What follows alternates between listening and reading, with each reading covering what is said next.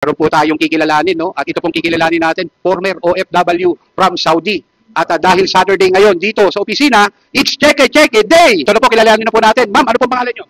Ako po si Miss Mercy Lagini. Okay, Ma'am Mercy, ilang taon po kayo sa Saudi? 10 years po, sir. Ano po ang profession nyo? Ano po bang ginagawa nyo sa buhay? Licensed massage therapist po ako. Ma'am, saan nyo po nakita ang dropshipping business?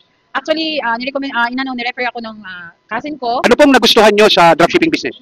Talagang may passive income. Kahit na therapist ako, ginagawa ko pa rin yung business na to. At sa totoo lang, guys, talagang mas malaki ang income ko dito. I-reveal nyo na. Magkano na po ang total income nyo sa dropshipping business? Yay! Part-time ko lang pong ginagawa. Nasa 600,000 na po ako ngayon. Grabe. Encourage nyo naman yung mga nanonood. Baka gusto rin mag-dropshipping. Okay, sa lahat ng mga former OFW dyan, no, na nanonood ngayon, at sa mga OFW, mga momshi, single parent din po ako. So, pwedeng-pwede pa din po dito. Sa lahat ng mga interested sa business na to, sa dropshipping business namin. So, kontakin nyo na lang po ang nag-interview sa akin ngayon. Thank you so much po sa lahat ng mga interested. PM lang po sa baba. Thank you po.